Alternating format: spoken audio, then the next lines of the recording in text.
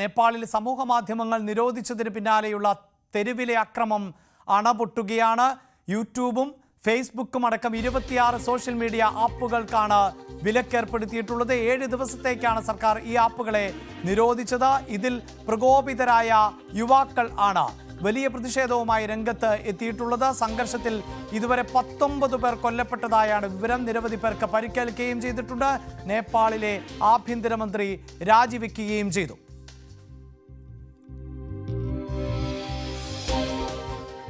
വാർത്തയുടെ വിശദാംശങ്ങളുമായി ഇന്റർനാഷണൽ ഡെസ്കിൽ നിന്ന് അഭിലാഷ് ചേരുന്നുണ്ട്. അഭിലാഷ്, അണപൊട്ടുന്ന പ്രതിഷേധം ആയിരുന്നു ജൻസിയുടെ പ്രതിഷേധം. അതിപ്പോൾ കനക്കുന്നു. ആഭ്യന്തരമന്ത്രിക്ക് രാജിവെക്കേണ്ട സാഹചര്യത്തിലേക്ക് എത്തിയിരിക്കുന്നു.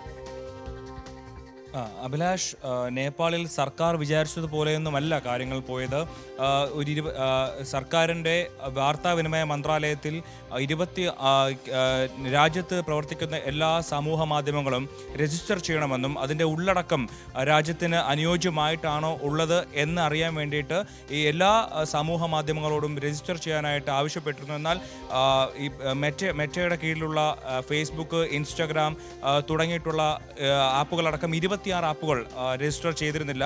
ഇത്തരം രജിസ്റ്റർ ചെയ്യാത്ത ആപ്പുകൾക്കെതിരെ ഒരു നടപടി എന്നോണം 7 ദിവസത്തേക്ക്, കഴിഞ്ഞ വെള്ളിയാഴ്ച മുതൽ വരുന്ന വെള്ളിയാഴ്ച വരെയുള്ള 7 ദിവസത്തേക്ക് അവയെ താത്കാലികമായി നിരോധിക്കുക എന്നുള്ളൊരു നീക്കത്തിലേക്കാണ് രാജ്യം കടന്നത്. എന്നാൽ തീരെ നിലച്ചിരിക്കാതെയാണ് ഇത്തരത്തിൽ ജെൻസി കുട്ടികൾ, യുവാക്കൾ, അതായത് 15 മുതൽ 28 വരെ പ്രായമുള്ള കുട്ടികൾ വലിയ രീതിയിലുള്ള ഒരു കലാപ സമാനമായ രീതിയിൽ കാഠ്മണ്ഡുവിൽ ഇറങ്ങുകയും അവിടെ തെരുവിൽ ഒരു സംഘർഷഭരിതമായ ഒരു അന്തരീക്ഷം ഉണ്ടാക്കുകയും ചെയ്തു. ഈ സാഹചര്യത്തിലാണ് പോലീസിന് നടപടി എടുക്കേണ്ടി വന്നത്. ഈ പോലീസ് നടപടിയിൽ നിലവിൽ 19 കുട്ടികൾ മരിച്ചു എന്നാണ് ലഭിക്കുന്ന വിവരം. എന്നാൽ അതിൽ കൂടുതൽ ഇപ്പോഴത്തെ സാഹചര്യത്തിൽ ഇനിയും മരണസംഖ്യ ഉയരാനുള്ള ഒരു സാധ്യതയുണ്ട് എന്നാണ് വരുന്ന വിവരങ്ങളിൽ നിന്ന് മനസ്സിലാക്കാൻ. അങ്ങനെ കാര്യങ്ങൾ സർക്കാരിൻ്റെ കയ്യിൽ നിന്ന് പോയൊരു സാഹചര്യത്തിലാണ് അവിടുത്തെ ആഭ്യന്തരമന്ത്രിക്ക് ഇപ്പോൾ രാജിവെക്കേണ്ട ഒരു സാഹചര്യം വന്നിരിക്കുന്നത്. എന്തായാലും ഇന്ന് രാവിലെ മുതൽ തുടങ്ങിയ സംഘർഷം ഇപ്പോഴും അവസാനിക്കാതെ തുടരുകയാണ്. ആളുകൾ മരിക്കുന്ന വാർത്തകൾ പുറത്തു വരുന്നതോടുകൂടി കൂടുതൽ ആളുകൾ തെരുവിലേക്ക് ഇറങ്ങി സർക്കാരിനെതിരെ പ്രതിഷേധത്തിലേക്ക് ഇറങ്ങുന്ന ഒരു സാഹചര്യമുണ്ട്. ഈ കുട്ടികൾ പറയുന്നത് സമൂഹ മാധ്യമങ്ങൾ ഇവിടെ വിലക്കിയത് കൊണ്ട് മാത്രമല്ല തങ്ങൾ പ്രതിഷേധത്തിനിറങ്ങിയത്. സർക്കാരിൻ്റെ ഭാഗത്തു നിന്നുള്ള വലിയ അഴിമതി ഈ രാജ്യത്തുണ്ട്. ആ അഴിമതികൾ തങ്ങൾക്ക് പുറത്തു പറയാനുള്ള ഒരു സാഹചര്യമാണ്, സാധ്യതയായിരുന്നു ഈ സമൂഹ മാധ്യമങ്ങൾ. അവയെ വിലക്കിയതോടുകൂടി സർക്കാരിനെതിരെയുള്ള തങ്ങളുടെ വിമർശനങ്ങൾ പറയാനുള്ള ഒരു വഴി കൂടെയാണ് ഈ സർക്കാർ അടച്ചിരിക്കുന്നത്. അതിനെതിരെ കൂടിയാണ് തങ്ങളുടെ പ്രതിഷേധം എന്ന് പറഞ്ഞുകൊണ്ടാണ് ഇപ്പോൾ ഈ യുവാക്കൾ അടങ്ങുന്ന കുട്ടികളും യുവാക്കളും നേപ്പാളിൻ്റെ തെരുവിലേക്ക് ഇറങ്ങിയത്. ആദ്യം ചെറിയൊരു സമരമായി തുടങ്ങി. അവർ നേപ്പാളിൻ്റെ പതാകയും നേപ്പാളിൻ്റെ ദേശീയ ഗാനവും ആലപിച്ചുകൊണ്ട് തെരുവിലേക്ക് ഇറങ്ങി. അത് പിന്നീട് ഒരു കലാപ സമാനമായ അന്തരീക്ഷത്തിലേക്ക് മാറുന്നു. ആ അന്തരീക്ഷത്തെ ചെറുക്കാനായിട്ട് പോലീസ് ഇറങ്ങി, പോലീസ് നടപടികൾ ഉണ്ടാവുന്നു. ഇതിനിടയിൽ വെടിവെപ്പ് വരെ ഉണ്ടായി എന്നാണ് നമുക്ക് ലഭിക്കുന്ന വിവരം. ദേശീയ അന്തർദേശീയ മാധ്യമങ്ങൾ അതിനെക്കുറിച്ച് വലിയ രീതിയിൽ റിപ്പോർട്ടുകൾ വരുന്നുണ്ട്. ഇതിൽ 100 കണക്കിന് ആളുകൾക്ക്, വിദ്യാർത്ഥികൾക്കും യുവാക്കൾക്കും വലിയ രീതിയിലുള്ള പരിക്ക് പറ്റി. ഇതിൽ 20ഓളം പേർ ഇപ്പോൾ തന്നെ കൊല്ലപ്പെട്ടു എന്നാണ് വിവരം.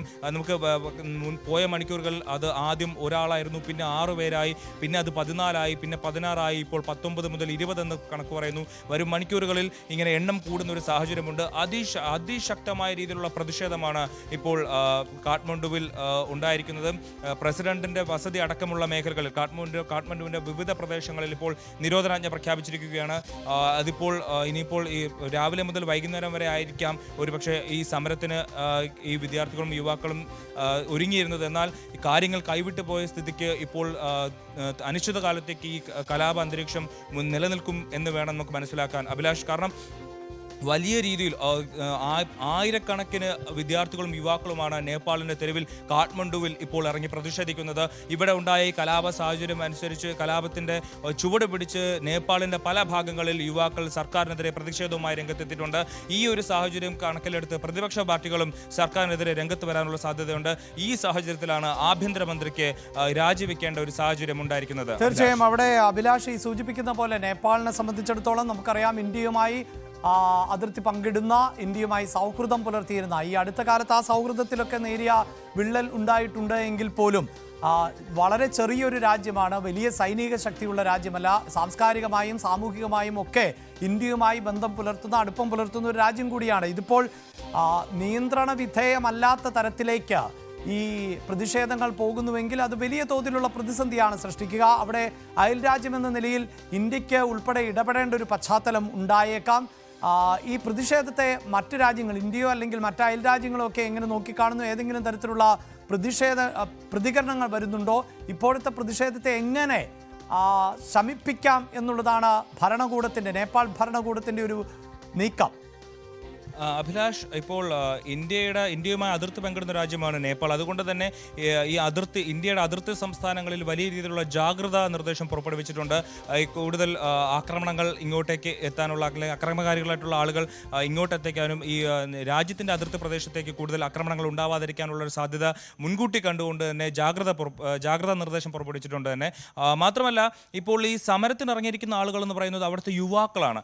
അവരെ നേരിടാൻ വേണ്ടിയിട്ട് തോക്കോ മറ്റു കാര്യങ്ങളോ ഉപയോഗിക്കാൻ പറ്റില്ല. അവരെ പറഞ്ഞ് അവരെ സമാധാനിപ്പിച്ച് പിന്തിരിപ്പിക്കാനേ സർക്കാരിന് കഴിയുള്ളൂ. മറ്റു തരത്തിലുള്ള ഏതു തരത്തിലുള്ള നടപടി എടുത്താലും രാജ്യത്തെ യുവാക്കൾക്കെതിരെ ഒരു പോലീസിൻ്റെ നടപടി ഉണ്ടായാൽ അത് ശക്തമായ രീതിയിൽ രാജ്യത്തിനകത്തു നിന്നും രാജ്യത്തിന് പുറത്തു നിന്നും നേപ്പാളിൻ്റെ സർക്കാരിനെതിരെ അടിക്കാൻ ഒരു വടിയായിട്ട് മാറാനൊരു സാഹചര്യമുണ്ട്. അതുകൊണ്ട് തന്നെ വളരെ സൂക്ഷ്മതയോടെയാണ് ഇപ്പോൾ നേപ്പാൾ സർക്കാർ കൈകാര്യം ചെയ്യുന്നത് ഈ വിഷയം. അതുകൊണ്ട് തന്നെയാണ് ഇപ്പോൾ അവിടുത്തെ ആഭ്യന്തരമന്ത്രിയെ എത്രയും പെട്ടെന്ന് രാജിവെപ്പിക്കാനായിട്ട് അവിടുത്തെ ക്യാബിനറ്റ് തീരുമാനിച്ചത്.